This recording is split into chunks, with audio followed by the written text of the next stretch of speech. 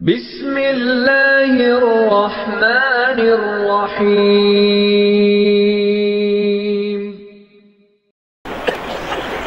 تو اس سوسائٹی میں کوئی یہ بتانے والا نہیں ہے کہ کتا انسانوں کے کھانے کی چیز نہیں ہے، بلی انسانوں کے کھانے کی چیز نہیں ہے۔ انسان مردار نہیں کھاتا، ذبح کر کے اللہ کا نام لے کے اس کو خون نکال کے کھاتا ہے جانور کو۔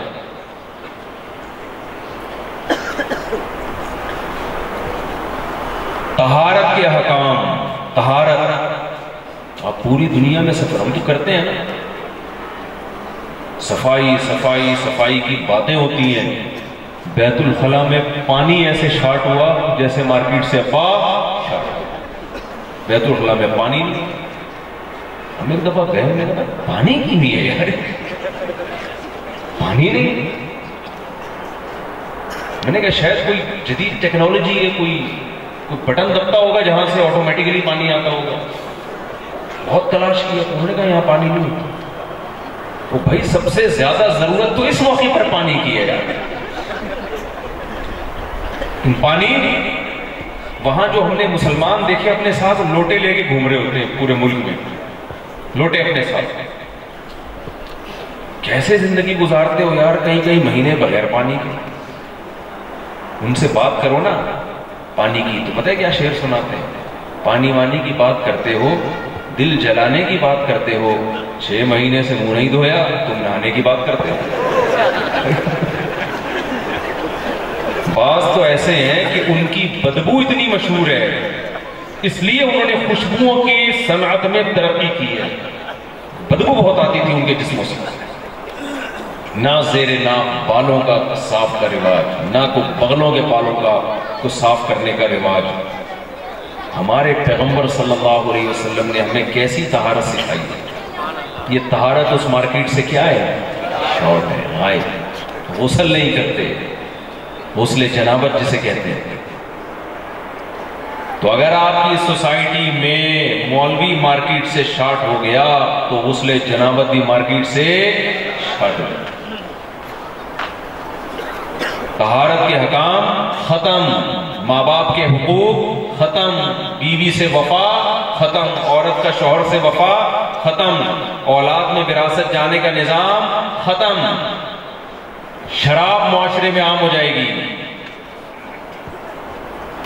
تو اس لیے ان مدرسوں کی قدر کرو، ان مدرسوں کو بچانے کی کوشش کرو۔ اب مدرسے بچائے کیسے جاتے ہیں؟ چل لوگ ویسے علماء کو برا بھلا کہہ رہے ہوتے ہیں، نکاح پڑھانے کے لیے مولوی کے پاس آ جائیں گے، جنازہ پڑھانے کے لیے۔ ایک صاحب ایک دن بہت تقریر کرنے لگے، میں نے بتایا کہ وہ فلاں عالم ہے، بڑے نیک آدمی ہے، کہہ میں مولویوں کو نہیں مانتا، مولویوں کو نہیں مانتا۔ میں نے کہا ٹھیک ہے، پھر آپ ایسا کرنا کہ جب مر جاؤ نا تو پھر وصیت کر کے جانا میرا جنازہ فلاں ڈاکٹر صاحب پڑھائے۔ تو ویسے صبح شام برا بھلا کہتے رہیں گے، میں نہیں مانتا میں نہیں مانتا۔ اللہ کے حقوق بتانے والا کون ہے بھائی؟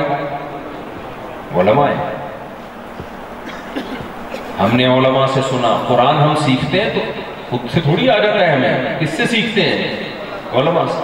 بعض لوگ آج ایسے پیدا ہو گئے جو کہتے ہیں ہمیں قرآن سمجھنے کے لیے کسی استاذ کی ضرورت نہیں ہے، ہم خود سمجھیں گے، اخپل طریقے سے سمجھیں گے ہم قرآن۔ مولوی صاحب آپ کدھر سے ہو؟ وزیرستان۔ اخپل طریقہ تو آپ سمجھتے ہو گے نا؟ قرآن کیا کہتا ہے؟ یتلو علیہم آیاتہ ویعلمہم الکتاب والحکمہ۔ نبی صلی اللہ علیہ وسلم کی ذمہ داری قرآن نے لگائی کہ یہ ان کو آیات پڑھ کے بھی سنائیں گے اور آیات کا مفہوم سکھائیں گے بھی۔ تو صحابہ جن کی زبان میں قرآن نازل ہوا وہ خود سے قرآن نہیں سمجھ سکتے تھے، بلکہ نبی نے صحابہ کو سکھایا ہے۔ تو بتاؤ تابعین کیا خود سے سمجھ سکتے تھے جن کا مقام صحابہ سے کم ہے؟ یقیناً تابعین کو کس نے سکھایا؟ صحابہ نے۔ پھر تبع تابعین کو کس نے سکھایا؟ تابعین نے۔ پھر تبع تابعین کے بعد والوں کو کس نے سکھایا؟ تبع تابعین نے۔ یہ سلسلہ سینہ بسینہ آج تک مدرسوں کے ذریعے چلا آ رہا ہے۔ جو اس طریقے سے ہٹے گا اور کہے گا میں کسی استاذ کے بغیر خود اخفل طریقے سے قرآن سمجھوں گا، وہ گویا صحابہ سے بھی اپنے آپ کو بڑا سمجھنے کی کوشش کر رہے ہیں۔ صحابہ نے اخفل طریقے سے نہیں سمجھا، ان کو نبی نے سمجھایا تو سمجھ میں آیا، پھر صحابہ نے تابعین کو سمجھایا۔ تو ہمارے دینی مدرسوں میں آپ کسی بھی مدرسے کے استاذ کے پاس جاؤ کہ آپ نے بخاری کس سے پڑھی، وہ پوری سند بیان کرے گا، میں نے فلاں سے پڑھی، اس نے فلاں سے پڑھی، اس نے فلاں سے پڑھی، یہ سلسلہ سند متصل کے ساتھ امام بخاری تک، پھر امام بخاری سے سند متصل کے ساتھ صحابہ تک، اور صحابہ سے پھر محمد صلی اللہ علیہ وسلم تک۔ ہر چیز کی سند ہمارے مدرسوں کے پاس محفوظ ہے، اور یہ سند متصل سند کے ساتھ سینہ بسینہ کہاں چل کے ختم ہوتی ہے؟ رسول اللہ صلی اللہ علیہ وسلم تک۔ جو ان مدرسوں کے سیٹ اپ سے ہٹ کے خود سے قرآن سیکھنے کی کوشش کرتا ہے، کسی عالم کو استاذ بنائے بغیر اس کا سلسلہ ایک دو سندوں سے آگے نہیں چل سکتا، تو اس کا مطلب کہ وہ اس سلسلے سے ہٹ گیا جس سلسلے کی اللہ نے ذمہ داری لی ہے۔ تو علماء کا سب سے بڑا سوسائٹی میں، معاشرے میں کردار یہ ہے کہ آپ کو یہ قرآن جب پڑھائیں گے تو اس سلسلے سے جڑ کے پڑھائیں گے جو سلسلہ محمد صلی اللہ علیہ وسلم تک پہنچتا ہے۔ لہذا ان کا پڑھایا ہوا مستند سمجھا جائے گا، اس کا ذمہ دار اللہ ہے، ان کے علاوہ کا پڑھائے گا اللہ کی نظر میں مستند نہیں ہے۔ سمجھ میں آ رہی ہے بات کہ نہیں؟